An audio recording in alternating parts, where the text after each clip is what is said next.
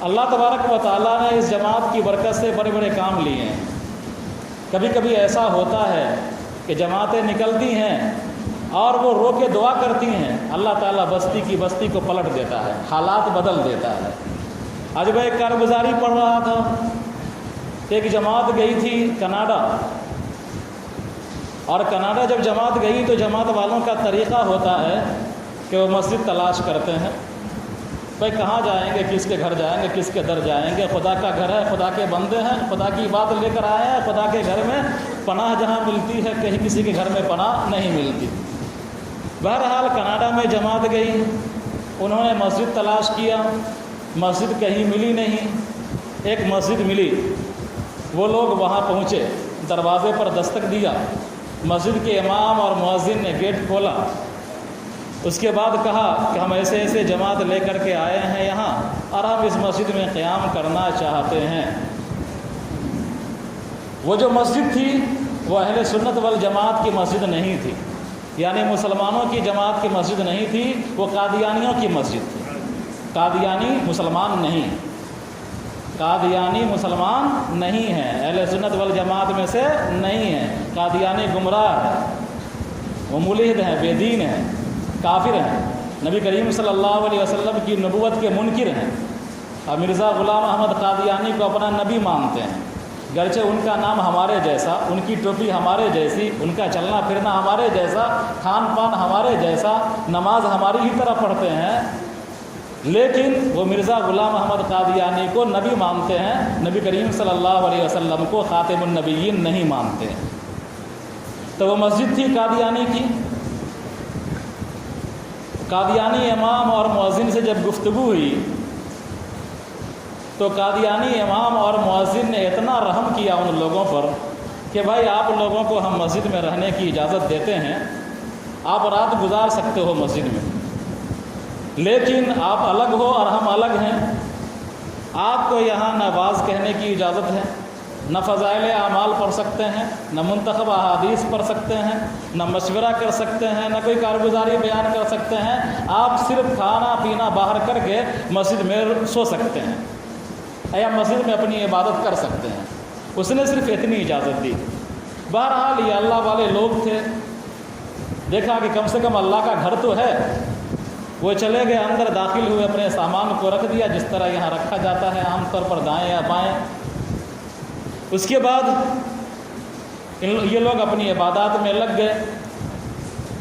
معاہدے کے مطابق کوئی بات نہیں کرنی ہے تبلیغی جماعت کے متعلق، یا تبلیغی امور کو انجام نہیں دینا ہے، کچھ نہیں کرنا ہے۔ ان کے جو ذمہ دار تھے اور امیر تھے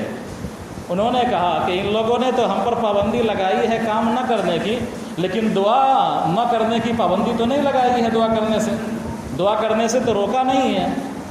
آج ہم اور آپ یعنی تمام لوگ اس مسجد کے امام صاحب کے لیے، اس کے مؤذن صاحب کے لیے، یہاں کے ذمہ داروں کے لیے، اس محلے کے لیے رو رو کر دعا ہی کرتے ہیں۔ چنانچہ کھانا پینا کھایا، کچھ آرام کیا، اور آرام کرنے کے بعد جب تہجد کا وقت شروع ہوا یہ لوگ رونے دھونے میں لگ گئے، اللہ کے آگے سجدہ سجود ہے اور دعا بھی کر رہے ہیں، روک رہے ہیں، امام صاحب کا بار بار نام لے رہے ہیں، مؤذن صاحب کا بار بار نام لے رہے ہیں اور ہدایت کی دعا کر رہے ہیں۔ وہ بیچارہ مؤذن اور امام جھانک کر کے دیکھ رہا ہے کہ یہ لوگ بار بار ہمارا نام کیوں لے رہے ہیں، ہم نے ان کے ساتھ یہ کیا کہ ان کو کام نہیں کرنا ہے، پابندی لگا دی ہے، اور یہ بار بار ہمارا نام لے رہے ہیں، دعا کر رہے ہیں۔ بہرحال وہ دیکھتا رہا، یہ لوگ اللہ سے لو لگاتے رہے، دعا کرتے رہے، دعا کرتے رہے، دعا کرتے رہے۔ یہ میں واقعہ اس لیے سنا رہا ہوں کہ جو لوگ کہتے ہیں کہ جماعت میں نکلنے سے کچھ نہیں ہوتا ہے، کوئی فائدہ نہیں ہوتا ہے، تو میں واقعہ اس لیے سنا رہا ہوں کہ آپ کا ذہن کھلے، فائدے ہوتے ہیں، گرچہ ہم کو احساس ہو یا نہ ہو۔ بہرحال وہ بیچارہ دیکھتا رہا، یہ لوگ آوازاری کر کے دعا کرتے رہے، دعا کرتے رہے۔ ابھی صبح بھی نہیں ہوئی، فجر کی اذان ہوئی، ان لوگ اپنے اعتبار سے وہ لوگ نماز پڑھے، مسلمانوں نے بھی نماز پڑھی اپنی جماعت کر کے، اور فجر کی نماز کے بعد امام صاحب ان کے پاس آئے، اور آنے کے بعد کہا کہ ایسا کرو، اب تم لوگ معاہدے کے مطابق باہر نکلو گے، میں بھی آپ کے ساتھ ایک آدھ روز رہوں گا، میں دیکھتا ہوں آپ لوگ کیا کرتے ہو۔ چنانچہ یہ لوگ باہر نکل گئے، کسی ہوٹل میں قیام کیا، امام صاحب بھی ان کے ساتھ ہو گئے، ان کے معمولات کو دیکھنا شروع کیا۔ اور پھر یہ لوگ دعا بھی کر رہے ہیں، اپنے معمولات کو ہی پورا بھی کر رہے ہیں، اپنے معمولات کو کر رہے ہیں، جو کام کرنا ہے مشورہ وغیرہ جو ہوتا ہے وہ کام کر رہے ہیں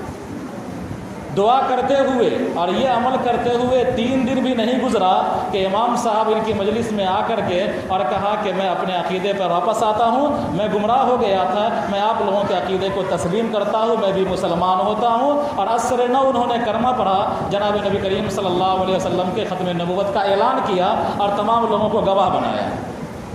مؤذن صاحب بھی امام صاحب کی روش پر آئے اور انہوں نے بھی ختم نبوت کا اعلان کیا، اپنے عقیدے کا اظہار کیا اور تبلیغی جماعت میں وہ بھی شامل ہوئے. اور 2-4 دن کی محنت سے پورا محلہ جو قادیانی تھا وہ تمام قادیانی صحیح دین میں اور اس دین میں جو نبی کریم صلی اللہ علیہ وسلم کا لایا ہوا دین تھا اس دین میں پھر عصر نو داخل ہو گئے.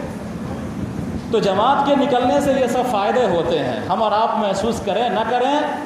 اللہ تبارک و تعالیٰ کبھی کبھی محسوس کرا دیتا ہے اور دکھلا دیتا ہے. جماعت والوں کے ساتھ اللہ کی نصرتیں ہوتی ہیں، اللہ کی رحمتیں اترتی ہیں اور یہ آہوزاری کرتے ہیں، یہ روتے ہیں، اپنے لیے نہیں روتے ہیں، پورے عالم کے لیے روتے ہیں. اللہ تبارک و تعالیٰ ان کے آنسو کو، وہ آنسو جو راہ خدا میں نکلتے ہیں، وہ آنسو جو خدا کی یاد میں بہتے ہیں، اس آنسو کی قدر و قیمت اللہ کے نزدیک پوری کائنات سے زیادہ ہے. جو دل ٹوٹ جاتا ہے اللہ کی یاد میں، جو دل دہل جاتا ہے اللہ کی یاد میں، جو خوف خدا میں دہل جاتا ہے، سہم جاتا ہے، وہ ٹوٹا ہوا دل، وہ منکسر القلوب، اللہ تبارک و تعالیٰ نے فرمایا کہ میں اسی کے پاس ہوتا ہوں.